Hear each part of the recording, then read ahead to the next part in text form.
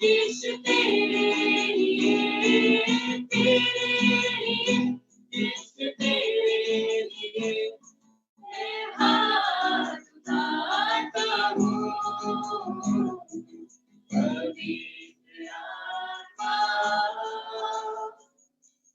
पवित्र आत्मा, ले जाओ यीशु के चरणों में। पवित्र आत्मा, सियोन देश हमारा है देश, रहते हैं हम परदेश, जाएंगे हम अपने देश। सियोन देश हमारा है देश, रहते हैं हम परदेश, जाएंगे हम अपने देश। Hallelujah, hallelujah, hallelujah, hallelujah, hallelujah, hallelujah, hallelujah, hallelujah, hallelujah. अन्ना लगा यहाँ, जाना है हमको वहाँ, नंदा लगाएंगे यहाँ, जाना है हमको वहाँ। वादा यीशु का पूरा होगा, वादा यीशु का पूरा होगा, अनंत जीवन हमको मिलेगा, अनंत जीवन हमको मिलेगा। सियोन देश हमारा है देश, रहते हैं हम परदेश, जाएंगे हम अपने देश। सियोन देश हमारा है देश, रहते हैं हम परदेश, जाएंगे हम अपने देश। हालेलुया, हालेलुया, हालेलुया, हालेलुया, सब मिलके hallelujah, hallelujah, hallelujah, hallelujah, hallelujah. दुख जो हमारे यहाँ ना होंगे फिर वहाँ, दुख जो हमारे यहाँ ना होंगे फिर वहाँ, यहाँ के दुखों का अंत न होगा, यहाँ के दुखों का अंत न होगा, वहाँ के सुखों का अंत न होगा, वहाँ के सुखों का अंत न होगा। सियोन देश हमारा है देश, रहते हैं हम परदेश, जाएंगे हम अपने देश। सियोन देश हमारा है देश, रहते हैं हम परदेश, जाएंगे हम अपने देश, जाएंगे हम अपने देश। धन्यवाद सामर्थी परमेश्वर, राजाओं के राजा प्रभु, अनुग्रहकारी परमेश्वर, आपका धन्यवाद करते प्रभु, आपकी उपस्थिति का हम अपने बीच में चाहते हैं। पिता परमेश्वर, आप सबको पिता परमेश्वर अपनी सामर्थ से भर दे। पिता परमेश्वर प्रभु, आप सभी को अपनी आत्मा से निष्ठा दे। पिता परमेश्वर, ताकि आपकी आराधना में पिता परमेश्वर सामर्थ उतरे। पिता परमेश्वर, आपकी आराधना से पिता परमेश्वर प्रभु, आज पिता परमेश्वर हम अपने घरों में पिता परमेश्वर एक नई पिता परमेश्वर आत्मा को ग्रहण करें। पिता परमेश्वर प्रभु, क्योंकि आपकी उपस्थिति में पिता परमेश्वर सच में आनंद है प्रभु, आपकी उपस्थिति में पिता परमेश्वर प्रभु सामर्थ्य पिता परमेश्वर प्रभु। धन्यवाद पिता आपकी उपस्थिति हमारे बीच में देने के लिए पिता परमेश्वर, क्योंकि आपके जैसा और कोई नहीं पिता परमेश्वर, आपके तुल्य और कोई नहीं पिता परमेश्वर प्रभु। धन्यवाद धन्यवाद धन्यवाद यीशु, हालेलुया।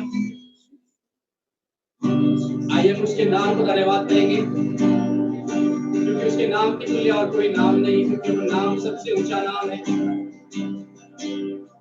आइए हम गाएंगे यीशु मसीह तेरे जैसा है कोई नहीं। यीशु मसीह तेरे जैसा है कोई नहीं, तेरे चरणों में झुके आसमां और महिमा गाए ज़मीन। यीशु मसीह तेरे जैसा है कोई नहीं, तेरे चरणों में झुके आसमां और महिमा गाए ज़मीन। हम गाए वो तू राजाओं का है राजा, तेरी महिमा होवे सदा। तू है प्रभु हमारा खुदा, हम गाए वो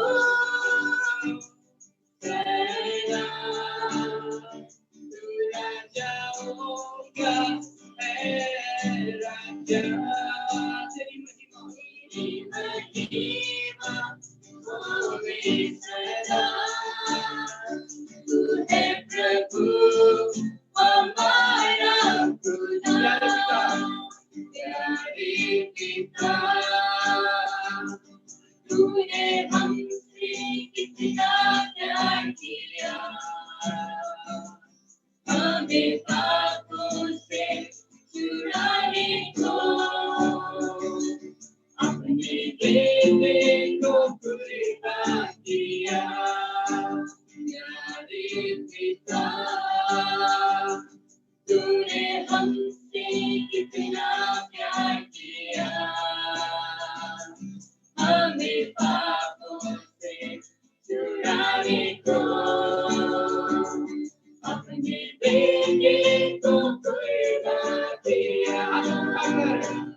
हम गाए वो तेरा, तू राजाओं का है राजा, तेरी महिमा होवे सदा। तू है प्रभु हमारा खुदा, हम गाए वो तेरा, तू राजाओं का है राजा, तेरी महिमा होवे सदा। तू है प्रभु हमारा खुदा, तू है प्रभु हमारा खुदा, तू है प्रभु हमारा खुदा।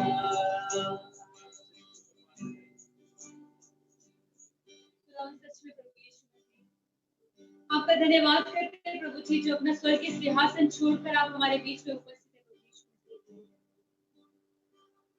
खुदावन, आज ऐसी सिचुएशन है प्रभु यीशु मसीह की, हम इकट्ठे नहीं हो सकते प्रभु यीशु मसीह, लेकिन आपका धन्यवाद हो प्रभु यीशु मसीह कि आपने हमारे लिए जरियों को रखा है प्रभु यीशु मसीह कि हम खुदावन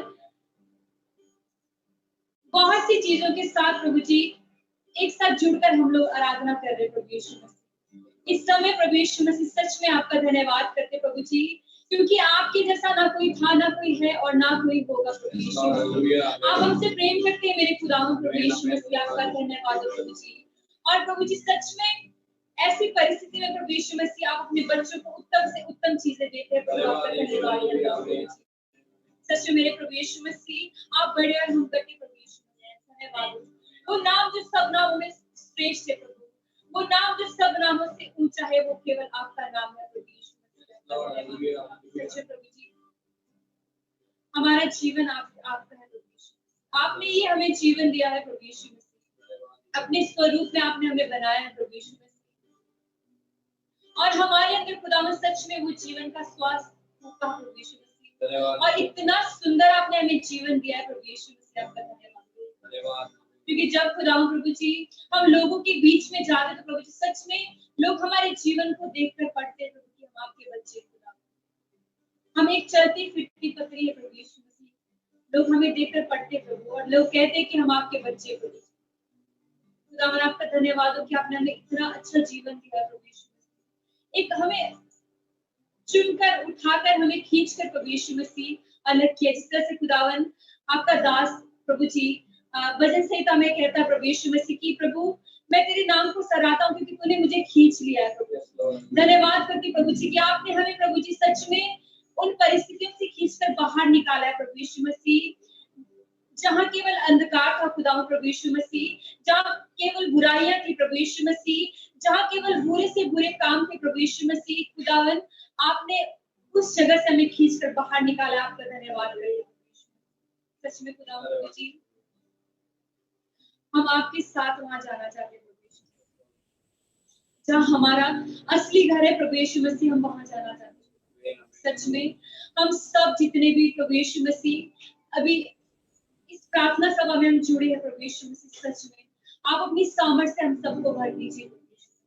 हम यहाँ पर खुदावन एक दूसरे को हम देखने के लिए नहीं है प्रभु यीशु मसीह, बल्कि हम यहाँ जुड़े हैं खुदावन कि हम पूरे मन से खुदावन जिस तरह से आप जिन आराधकों को आप चाहते हैं खुदावन, हम उस पूरे दिल के साथ खुदावन उस सच्चाई के साथ प्रभु यीशु मसीह हम आपकी आराधना करते हैं। सच में खुदावन आप महान है प्रभु यीशु मसीह, आप हमारे पिता है प्रभु यीशु मसीह, हम आपके साथ लड़ सकते हैं प्रभु यीशु मसीह, हम आपके साथ जिद कर सकते हैं प्रभु यीशु मसीह, क्योंकि आप हमारे पिता है प्रभु यीशु मसीह। धन्यवाद हो खुदावन, सच में सारा आदर सारी महिमा आपको देते हैं। आज का सारा समय आपके प्रभु जी हाथों में सौंपते प्रभु खुदावन, इसी तरह अपनी उपस्थिति को बनाए रखिए प्रभु यीशु मसीह। धन्यवाद देते हम सब खुदावन, सच में अपने आप को पूरी रीति से तैयार करते हैं प्रभु यीशु मसीह, क्योंकि हम आत्मिक भोजन को पाने जाते हैं। धन्यवाद। एक बार फिर से खुदावन हम सबको आपके अपने सौंपते हुए प्रभु जी सारा आदर सारी महिमा आपको देते हुए प्रार्थना यीशु मसीह के नाम से। Thank you. Hallelujah. Hallelujah. Amen. Hallelujah. Hallelujah. Thank you. प्रभु आप सबको आशीष करें। आज बहुत अच्छा रीति से आराधना करने के लिए प्रभु ने हमें मदद किया। मैं आशा करता हूँ आप सब लोग आशीषित हैं। प्रभु हम सबको आशीष करने पाए, और टीम को भी बहुत धन्यवाद करते हैं। प्रभु आपको भी आशीष करने पाए। आइए हम मिलकर परमेश्वर को और स्तुति और आराधना करते रहें। साथ साथ एक अनुभव को हम सुनेंगे, एक गवाही को हम सुनेंगे। हमारे साथ सिस्टर डिम्पल है, उनको मैं आमंत्रित करना चाहूंगा कि उन्होंने अपना गवाही को हमारे सामने रखेंगे। Sister please. सभी को जय मसीह। धन्यवाद देती हूँ मैं पास्टर बीजू जी का, और मैं धन्यवाद देना चाहती हूँ परमेश्वर का ये छोटा सा समय देने के लिए। और सच में मैं बहुत आशीषित हूँ आज के दिन में ये मौके को पाकर। मैं पास्टर सुभाष जी को भी मैं धन्यवाद देना चाहती हूँ, जो उन्होंने मुझे मौका दिया कि मैं अपनी गवाही को आप सबके सामने में बता सकूं कि परमेश्वर ने कितने अद्भुत रीति से मेरे जीवन में काम किया।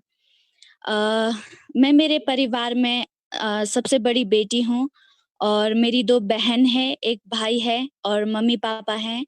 हम मनाली में रहते हैं, और मैं मेरे परिवार की फेवरेट बेटी मैं बोल सकती हूँ। सबसे बड़ी बेटी होने के नाते मेरा परिवार, मेरा फैमिली मुझे बहुत ही प्यार करता था। और 9th क्लास तक मैं बहुत ही अच्छी स्टूडेंट रही हूँ। स्कूल में मेरा बहुत ही अच्छा परफॉर्मेंस रहा है, और पढ़ाई लिखाई में हो, चाहे वो डांस में हो, चाहे वो गाने में हो, चाहे वो क्विज में हो, चाहे वो स्पीच में हो। मुझे मेरे स्कूल में सभी टीचर्स बहुत प्यार करते थे और हर चीज़ में मुझे मौका देते थे। तो जब मैं 10th क्लास में हुई, तो मेरे पापा जो कंपनी में जॉब करते हैं, उनका ट्रांसफ़र हुआ मनाली में और हम पूरा परिवार हम मनाली में आ गए। और जब हम मनाली में आए तो मेरे लिए पूरा माहौल ही बदल गया था। जब मैंने 10th क्लास में एडमिशन लिया, मेरे सभी फ्रेंड्स कुछ टाइम के बाद मेरे फ्रेंड्स बने और मेरे जितने भी फ्रेंड्स थे, वो सभी नशा करने वाले थे। और जैसे-जैसे समय बीतता गया, कुछ समय के बाद में मैंने भी नशा शुरू कर दिया।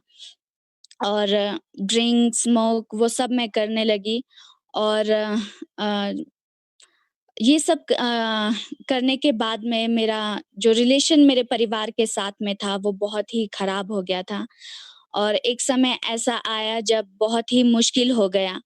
हर समय मेरा फैमिली जब मुझे समझाते थे, मैं उल्टा जवाब उन्हें देने लगी और बहुत मुश्किल था मेरे लिए और मैं मेरा फैमिली को बताना चाहती थी कि मैं कैसे रास्ते में मैं चल रही हूँ, मैं क्या कर रही हूँ और कैसा मेरा जीवन चल रहा है। वो सब बातों को मैं शेयर करना चाहती थी लेकिन मेरे पेरेंट्स के पास में बिल्कुल भी समय नहीं था हम बच्चों की बातों को सुनने के लिए और मेरे पापा सुबह जॉब पे जाते, शाम को आते, खाना खा के सो जाते। मेरी मम्मी शॉप चलाते हैं, तो मम्मी के पास भी बिल्कुल टाइम नहीं था, वो भी सुबह आ जाते थे और शाम में लेट घर आते थे। तो इस वज़ह से बहुत मुश्किल था मेरा, बहुत ज़्यादा मेरा जो मेरे परिवार के साथ में रिलेशन था, बहुत खराब हो चुका था और मैं बहुत परेशान थी। हर दिन मैं रो के गुज़ारती थी कि क्यों मेरे साथ में ऐसा हो रहा है? क्यों मेरा जो रिलेशन था जो पहले अच्छा था और अभी वो रिलेशन मम्मी-पापा के साथ में, मेरे भाई-बहन के साथ में खराब हो चुका है। तो इन सभी बातों को सोच के मैं बहुत परेशान थी और दिन-प्रतिदिन मैं नशे में बढ़ती जा रही थी, हर चीज़ में जैसे मम्मी-पापा घर से बाहर निकल जाते थे, वैसे मैं अपने फ्रेंड्स लोग को घर में बुलाकर नशा करती छुट्टी के समय में और जब स्कूल जाती तो स्कूल से भी बंक मार के मैं बाहर चली जाती, मेरे फ्रेंड लोग के साथ में मैं घूमने चली जाती और कई बार हम स्कूल के बीच में ही हम नशा करते थे। तो ऐसा मेरा जीवन था। एक समय ऐसा आया जब मैं बहुत थक चुकी थी क्योंकि मेरा रिलेशन खराब हो चुका है मेरे परिवार के साथ में और मेरा जीवन शैली खराब हो चुका है। मैं गलत रास्ते में मैं चल रही हूँ। वो सब बातों को सोच-सोच के मैं बहुत परेशान हो गई थी।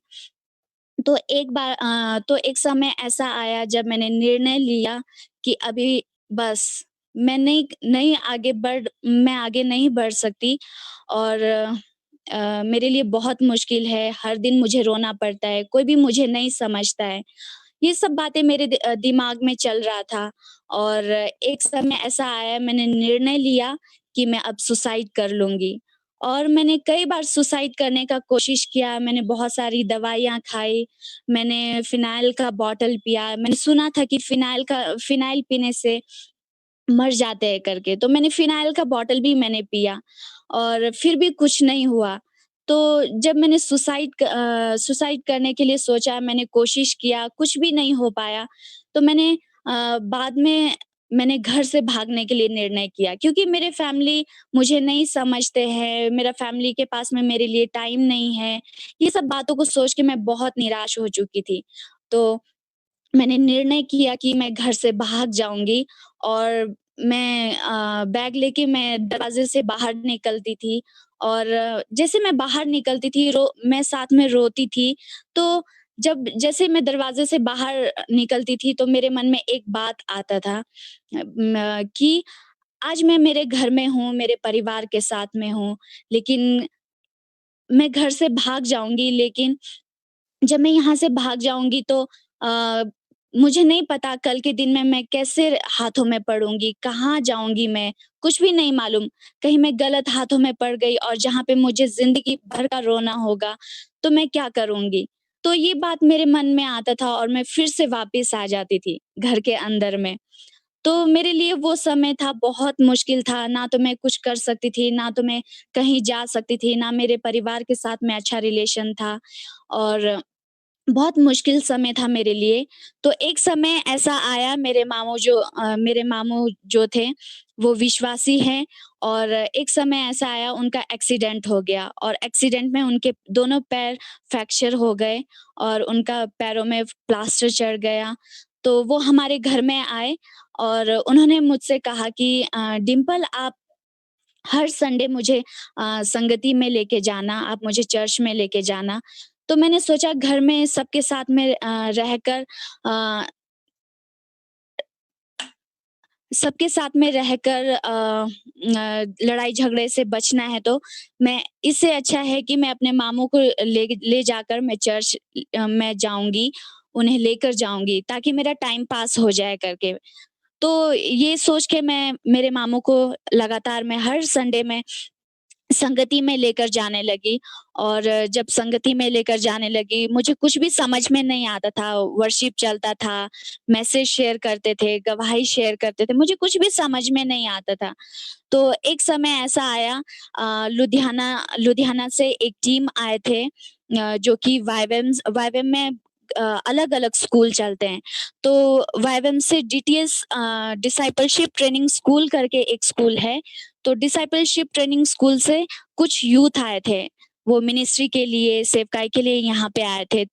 तो जब मैंने उन्हें देखा आगे वो लोग वर्शिप लीड कर रहे हैं, अपना टेस्टिमनी वो शेयर कर रहे हैं, वो मैसेज शेयर कर रहे हैं, बहुत सारी चीज़ों को मैंने देखा तो मेरे मन में एक क्वेश्चन आया कि मेरा जीवन क्यों ऐसा है? मैं क्यों गलत रास्ते में चल रही हूँ? क्यों मेरा अच्छा रिलेशन मेरे परिवार के साथ में नहीं है? क्यों मैं ऐसे जीवन को जी रही हूँ? और जब मैंने उन्हें देखा वो भी मेरे ही ऐज के जवान हैं, वो उनका जीवन क्यों ऐसा है? तो मेरे मन में जब ये क्वेश्चन आया तो मैंने चर्च के बाद में मैंने उनसे बात किया, तो उन्होंने मुझे सुसमाचार सुनाया, परमेश्वर के बारे में बताया, बहुत अच्छे से उन्होंने मुझे बताया।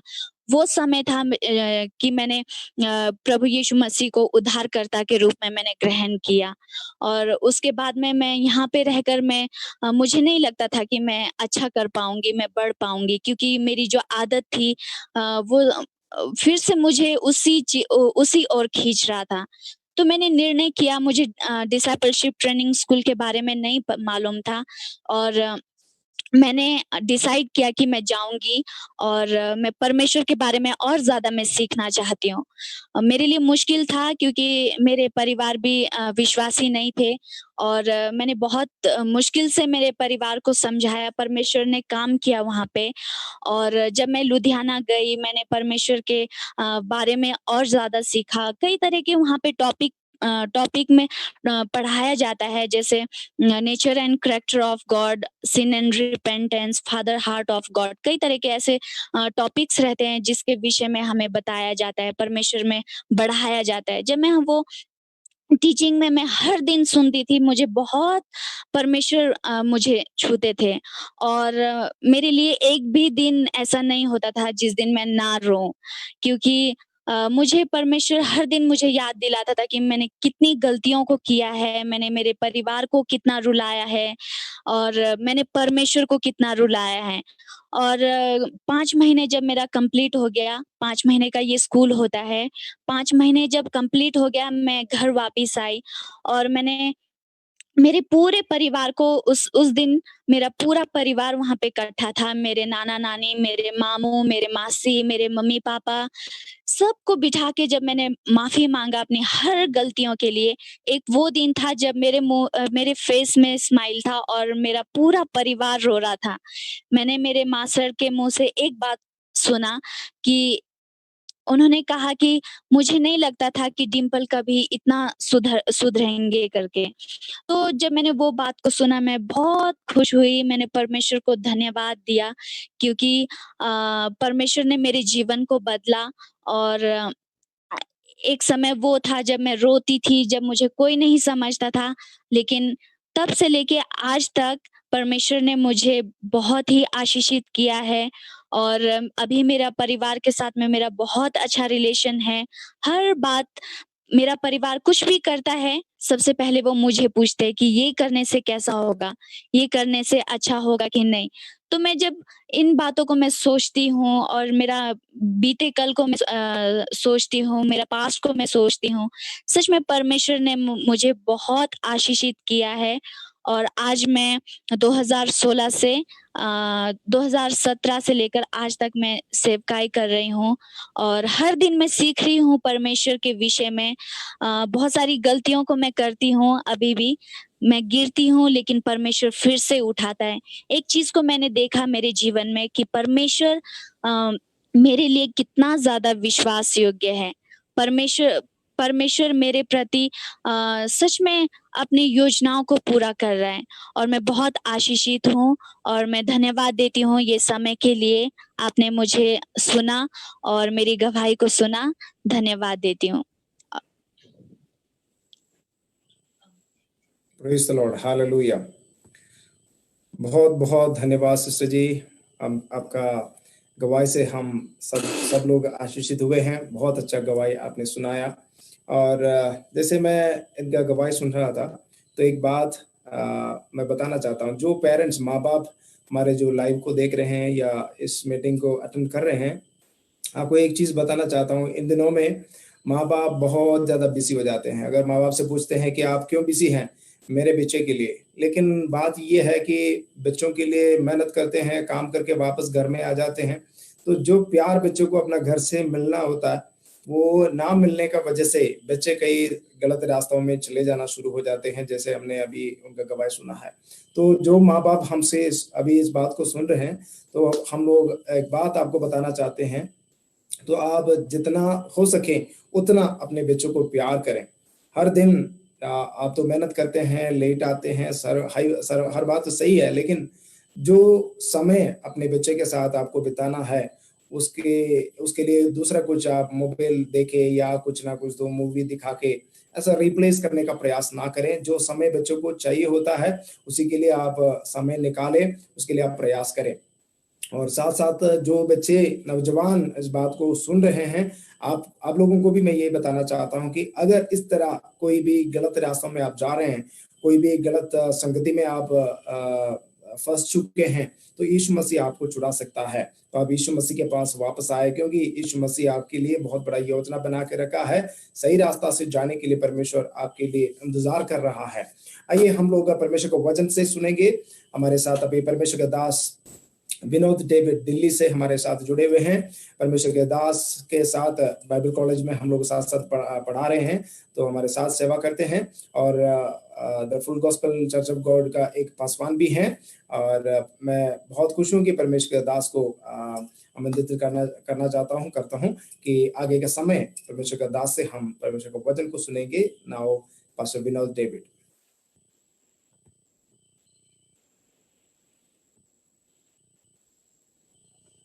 सबको जय मसीह की।